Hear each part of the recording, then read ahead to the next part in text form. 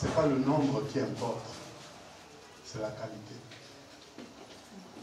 Les plus belles femmes sont ici aujourd'hui et à ce moment. Donc, ne soyez pas timides. Merci beaucoup, M. Chenje. Je suis très ravi d'avoir la chance de faire la modération de cet auguste panel composé des dignitaires de renom, des gens qui sont très chevronnés dans le domaine des droits de l'homme, des œuvres sociales, des gens qui ont une énorme expérience dans l'humanitaire. Alors, sans plus tarder, je vais demander à chacun, à tout le rôle, de se présenter. Pour celles et ceux qui étaient pas là. Tout à l'heure, je suis M. Kotala Georges. Je suis fondamentalement défenseur des droits de l'homme, avant d'être défenseur des droits culturels, qui sont un grand chapitre dans les droits de l'homme. Et j'ai eu la chance de rencontrer cette dame qui est assise à ma gauche, qui m'a beaucoup soutenu dans cette œuvre difficile. Je ne sais pas si c'était la présentation de Mme Eva ou c'était le En tout cas, l'honneur aux femmes. Je suis contente d'être là ce soir et je suis contente de découvrir tous ces sourires. Parce que je vois ici, tous les visages sont luisants. Ça fait du bien. Je suis Eva Itonguemayer. J'ai eu la grâce de travailler à côté de Papa Kotiala. Puisque quand on commence à travailler dans une administration, on a besoin aussi des anciens. Et je crois qu'il est l'un des anciens sur lesquels je m'appuyais quand j'ai commencé à l'époque, à la Commission nationale des droits de l'homme, comme cadre chargé de la protection, où aujourd'hui j'officie comme secrétaire général. Humblement pour vous servir dans le cadre de cette rencontre. Merci. Je me nomme Dharmesh Kumar Pasodam. Je suis de nationalité mauricienne. J'ai été muté ici par l'institution Brahma Kumaris. Brahma Kumaris, c'est un ONG international dont le siège social se trouve en Inde et dont le siège social pour l'Afrique se trouve au Kenya, à Nairobi. Nous sommes ici depuis peut-être 10 ans, parce qu'avant moi il y avait quelqu'un d'autre qui était responsable du centre. Et nous faisons beaucoup d'activités en partenariat avec d'autres associations, d'autres ONG, d'autres communautés.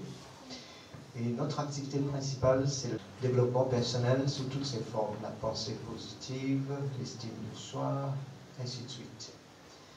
Nous avons aussi pour vocation d'enseigner ce qu'on appelle le Raja Yoga, la méditation du Raja Yoga.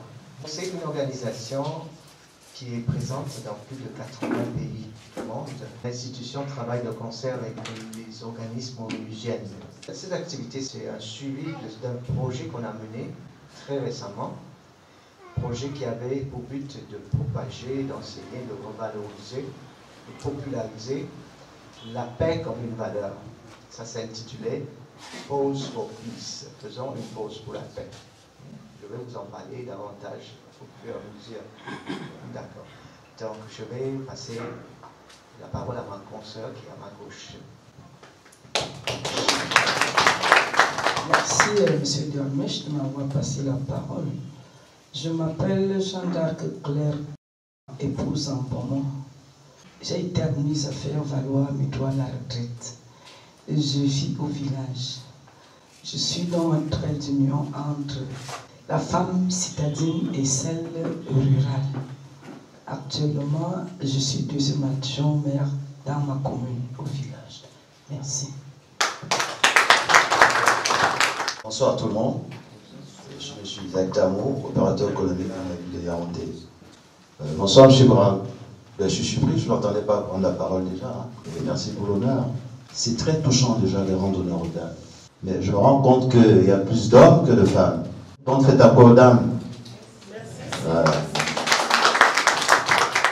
La première question sera axée sur un témoignage personnel que nous allons demander d'abord à commencer par Madame Eva. Vous savez, c'est pas pour rien qu'on célèbre la Journée internationale de la femme. Je crois que tout le monde ici perçoit que c'est parce qu'il y avait un problème. C'est parce que depuis toujours, le traitement qui avait été réservé à la femme n'était pas celui qu'on s'attendait à voir dans une société. Du simple fait qu'elle est un être humain, elle a la valeur qui revient à l'être humain. Ça veut dire que elle doit être respectée tout simplement parce qu'elle est un être humain.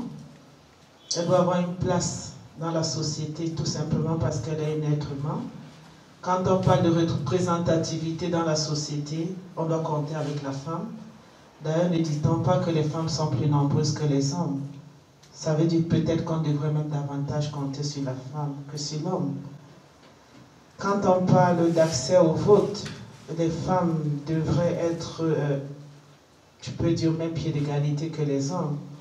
On avait constaté que dans les sociétés traditionnelles, avant, même dans les sociétés modernes, d'il y a une époque, la femme était considérée comme celle qui avait une seconde place dans la société. C'est-à-dire, quand on parlait par exemple du droit au vote, la femme n'avait pas droit au vote. Dans un service donné, la femme travaille au même titre que l'homme, mais elle est sous-payée par rapport à l'homme. Pourtant, elle fait les mêmes tâches. Certaines formations étaient réservées aux hommes et pas aux femmes. Il y a des musiciens qui nous le rendent très bien. Hein. La couture, la coiffure, et quoi encore? La couture, la coiffure, la cuisine, pas le chômage. Il y a les 3 C.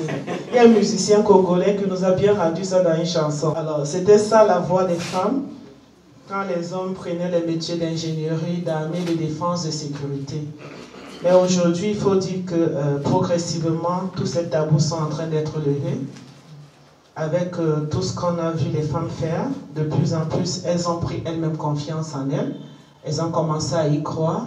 Et de plus en plus, on leur confie davantage de responsabilités.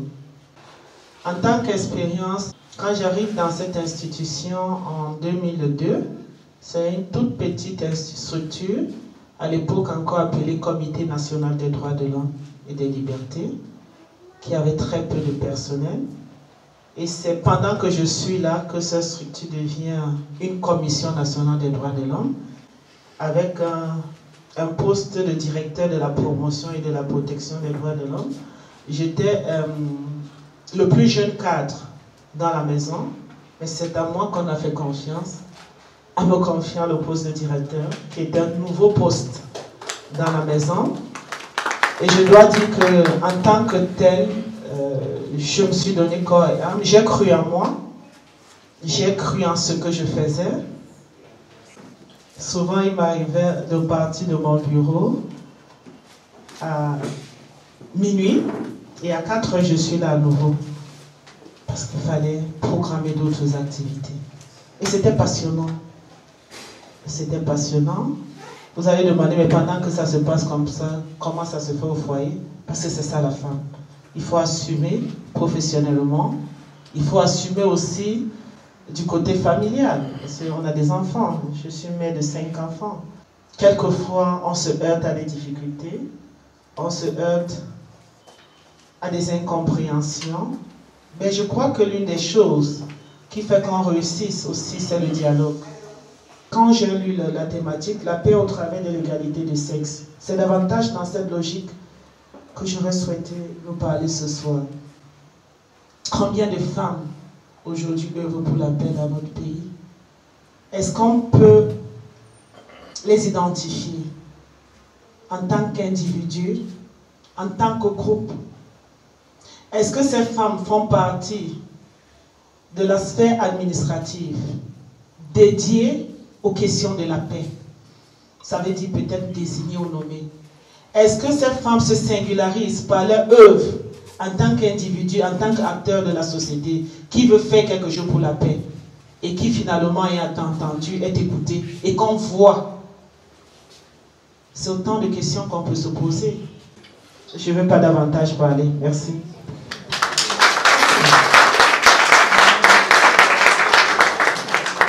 conscience, responsabilité, beaucoup d'autres valeurs que Mme Eva nous a évoquées ce soir.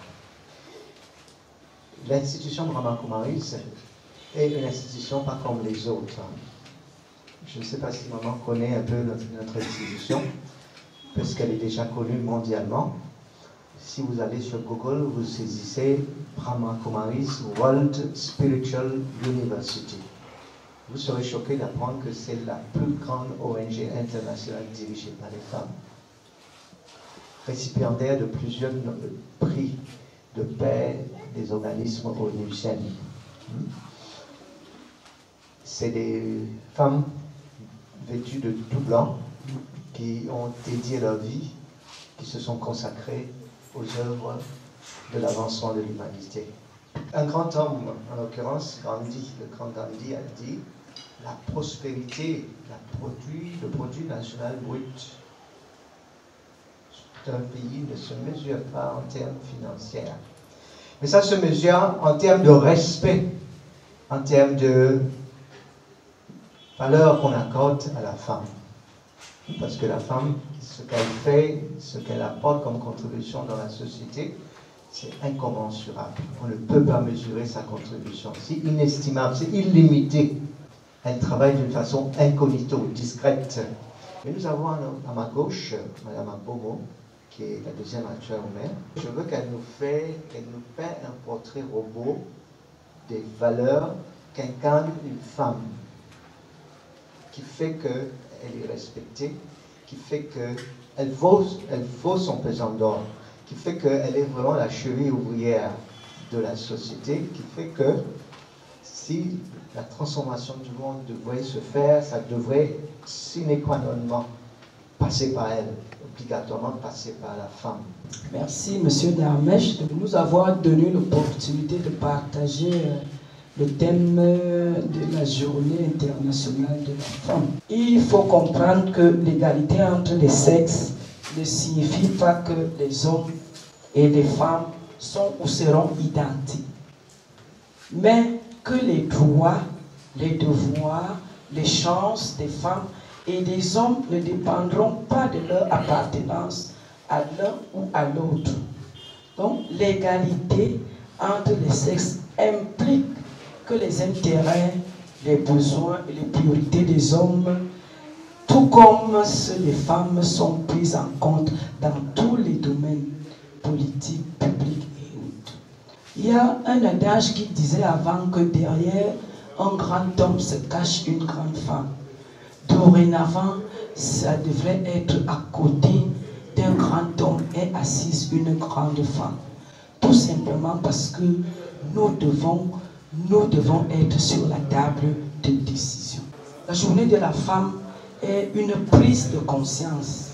C'est une journée où la femme devrait apprendre à se prendre elle-même en charge. Nous-mêmes, nous sommes responsables de notre propre turpitude. Il faudrait que la femme apprenne à s'autonomiser.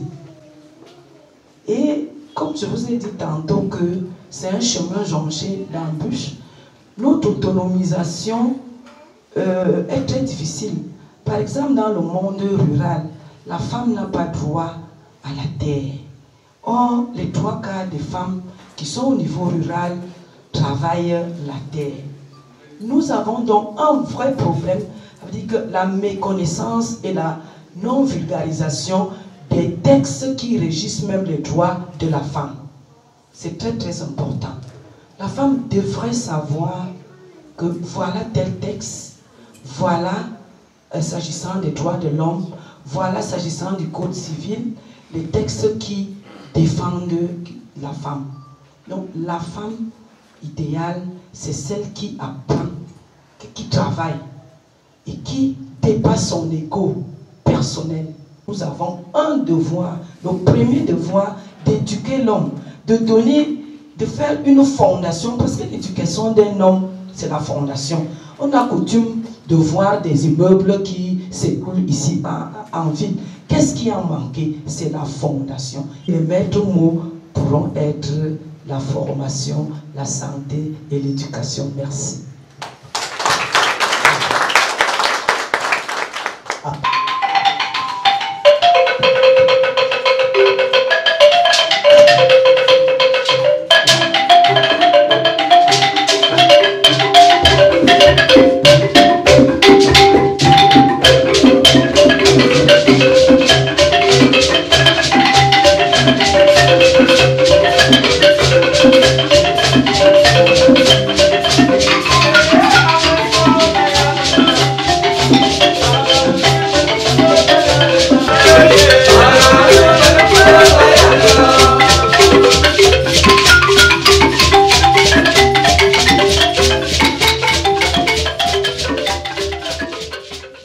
quand la femme change que le monde changera. Si la femme prend la direction de descente, de chute, sachez que tout est fini, le monde va dans le chaos, c'est le déclin des mœurs. Et les femmes ne doivent pas se confronter à l'une à l'autre. C'est la plus vilaine des défauts. Les femmes doivent être toujours solidaires. La femme doit défendre son conjoint, sa copine. Parce que toutes les femmes sont une. Les hommes sont différents, les hommes sont divers. Et la femme, c'est le reflet de Dieu. C'est la femme qui incarne les qualités du divin. Alors sans plus tarder, je vais demander à M. Tamo de nous donner des astuces, des idées, comment encore davantage on peut appuyer les femmes afin qu'elles puissent mieux faire ce qu'elles font déjà. On a vu combien la contribution de la femme est importante dans la société. Mais vous n'êtes pas en cabas, c'est terrible, hein, la mer. Vous êtes à l'honneur, vous n'êtes pas en cabas. Bon, c'est juste pour dire que c'est pas le port de cabas qui fait vous revenir, quoi. Ben, je vais commencer par une petite anecdote et tout. Pour la fête du 8 mars, j'ai une sœur à moi qui m'appelle, qui me dit, elle m'envoie un message, elle me dit, mais, je suis Tamo Isaac, moi je me prénomme Isaac, hein. Mais c'est les hommes qui font à manger aux dames aujourd'hui, hein. Vous savez ce que je lui ai répondu? Je lui ai dit, maman, mais moi c'est tous les jours, hein. Dans le 8 mars, devrait être tous les jours. C'est-à-dire vous faire plaisir à chaque fois que l'occasion se présente, dès qu'on a l'occasion de le faire, en fait. C'est pas parce que c'est la femme qui est censée faire à manger, faire la vaisselle, s'occuper des enfants et tout, parce que quand vous vous mettez ensemble, on dit une seule main ne peut pas attacher. Voilà, une boule. Comme Madame Louer a si bien dit, quand vous vous mettez ensemble, c'est une complémentarité, vous vous complétez. C'est-à-dire que quand l'homme sort, il est ministre dehors, là, mais quand il rentre chez lui, là, c'est le père. Quand la femme sort, elle est ministre dehors, mais quand elle rentre, c'est la mère. Et vous vous complétez. Mais si vous rappelez vos fonctions à la maison, c'est-à-dire que tout le monde sera ministre, mais vous allez traiter les portefeuilles, alors ça va être compliqué. Il me semble. Donc, tout est d'abord dans le respect. C'est respecter mutuellement et se donner des coups de main mutuellement.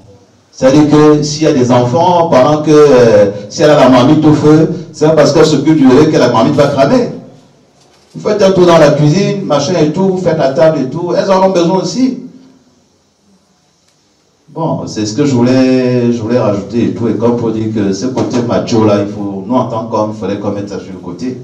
Et comme c'est dit, nous sommes les êtres humains, ce qui nous différencie, c'est le sexe. Autant les besoins du plaisir sont réciproques. Autant la femme aimerait qu'on lui fasse plaisir, nous aussi, on aimerait que les femmes nous fassent plaisir aussi. Donc c'est un peu ça.